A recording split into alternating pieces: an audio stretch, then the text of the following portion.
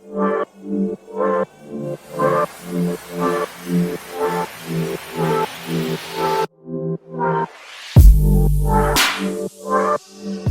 everyone, welcome back to my channel. My name is Silva. For those of you who do not know who I am, I make videos all about business, beauty, finance, and organization. So if that's your type of jam, go ahead and subscribe to this channel if you haven't already. Also click the notification bell so you do know when I do upload, and follow me on all my social media. I'm at Silva. Thank you guys so much for watching. Let's go ahead and get started with today's video. As you guys can tell, squeaky chair is not here anymore. She is dead. Unfortunately, if you saw my last video, you saw that it broke on me while I was filming. The serum, like this one, this is an eye serum. And I don't have a oh my god. The most saddest thing ever. I'm so upset. Today we have a new chair.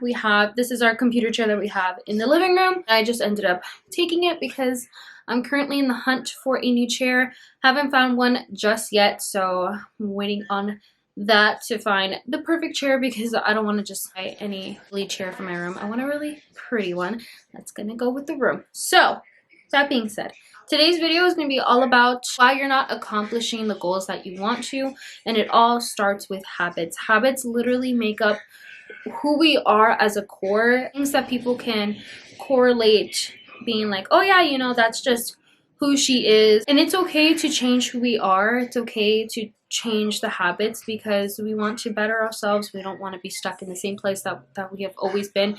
We want to see ourselves in the greatest potential that we could possibly be. So with changing our habits, it could also lead us to getting our goals, because the little steps that you take begin with the habits.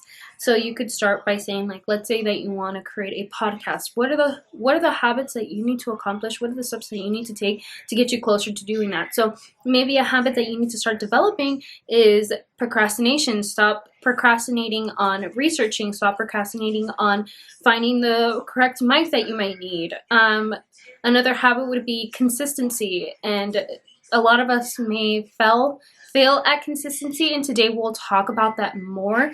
That's mostly what our tips are going to be about. It's going to be about consistency and how to be consistent and how to do things without thinking about it and just doing it, because we have this notion of thinking that we need motivation in order for us to accomplish things, when in reality it's not that. So let's go ahead and get started with tip number one. Tip number one is that the reason why you're not accomplishing your goals and why your habits aren't working, or the reason why they're not sticking, is because you choose motivation over self-discipline. That is something that as society we need to start changing, because we think that you need to have consistent motivation in order to accomplish something, when in reality motivation is just an emotion, and as emotions come, emotions can go as well.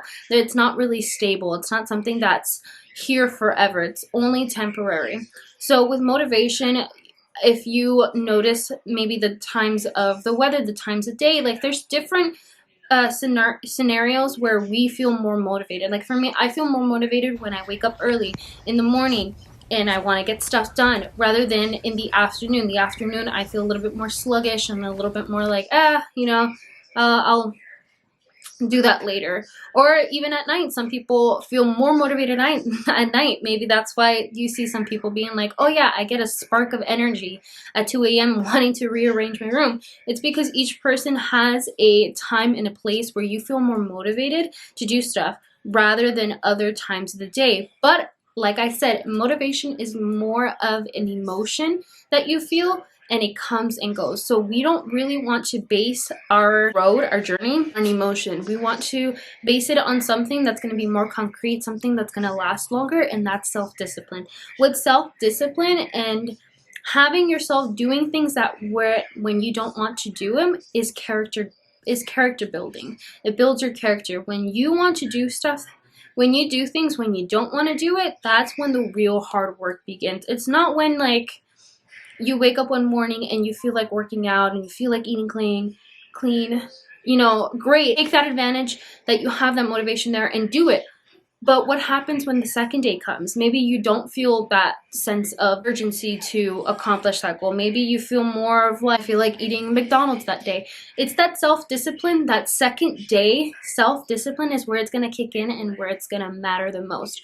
So we need to focus more on building our self-discipline by doing things little by little. So let's say that you need to write an essay and you don't really want to do it. Something that you could do that's just small that can help you build that self-discipline is just opening up the document. It's just as little as opening up the document and writing your name. That right there is already building your self-discipline of being like, you know what, I don't want to do it, but the little thing I could do right now is open the document and at least write my name. Because that'll be one step closer to doing things little by little. And the more that you do it and the more that you build, the more you're going to see, you know what, I don't want to do this, but I got to, because there's an end to all of this. So with that being said, tip number 2 is you are overthinking your actions. Sometimes we like to get inside our heads and we overanalyze and we overthink and we say like, what's the point? Or we say like, oh, you know, that'll be a situation for future me to deal with. I don't want to deal with it right now. We overthink our situations and we start overthinking like, oh, do I really want to wake up at 6 a.m.? Do I really want to write that essay for school? Like, what for? We start overthinking it instead of just doing it. Like Nike said, just do it. It's hard at first, but it gets easier with time as you stop listening to the voice in your head and just reacting to what you know physically and what's a fact. That paper is going to be due regardless of whether you do it right now or not. That deadline is going to come. Time is going to pass, and that's a fact. So whether you do it right now or you do it later, it's still got to be done. So might as well just start it and build and build and build so that you're not just left with doing everything all at once at the end. So we got to stop overthinking our actions and just doing it. When we overthink our actions, that's when we start falling further and further behind of our goals. So if you think, oh yeah, you know, I want to, like, let's go back to the podcast. Let's say you want to make a podcast. The less that you start overthinking of like, oh, are people really going to watch me? Are people really going to want to tune in? Like, who's going to want to see me? So the more that you overthink, the more words that you put onto yourself, the more you're going to talk yourself out of things.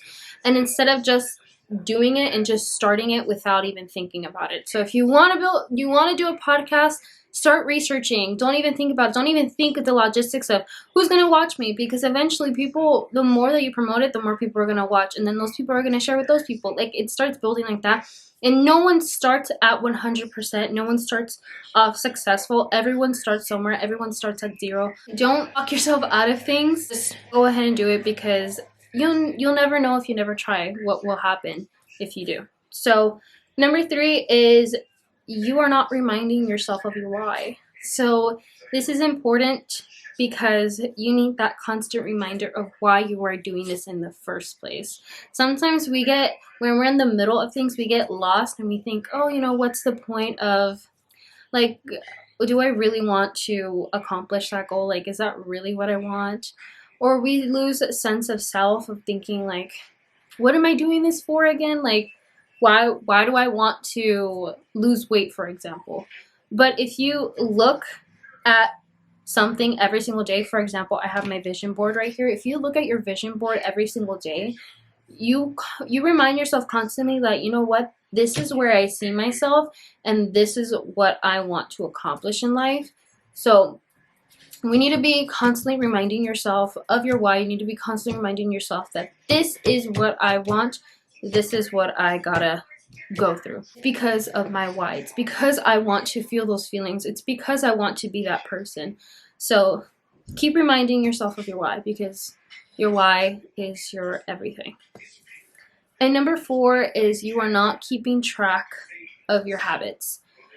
So this is also really important. All of these tips are really important when trying to accomplish your goals, but I think we sometimes like to think that we're not really we're doing a lot without seeing any progress, when in reality every little step that you take is larger than what you may believe it is, because one step is one step closer to accomplishing your goal rather than a step behind. So the more that you do it, the more that you practice it, the more that you put your head into the game, put your head in the game, faster or the sooner or the more that you're going to see the results. So when you keep track of your habits, you get to see that progress little by little. So even if it's just a pound a week that you are losing, that's a pound less than what you've had a week ago. And little by little, you're going to start seeing the weight shed off. Just think about it. You know, we have 4 weeks in a month, right? And if you're shedding a pound a week, where are you going to be in 6 months if you lose 4 pounds a month? 4 times 6, 24. You're 24 pounds less than where you were 6 months ago.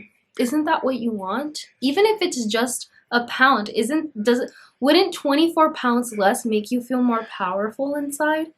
Wouldn't it? Like, think about it. 24 pounds less. What is your goal? What is your goal? And where do you see yourself 6 months from now? Do you think that you'll be there or be a lot more closer than what you may believe, even if it's just taking one small step like that? Of course you will. You're going to see a huge difference in 6 months. I know I would if I did certain things and I consistently did it, even though it's just a small little act, a small teeny tiny bit of progress that I see. Everything counts, and we need to remind ourselves of that. Keep track of your habits. There are great resources on Etsy where you can buy habit trackers. I believe I may have some on my page if you would like to check it out, but there's many other resources, free resources as well.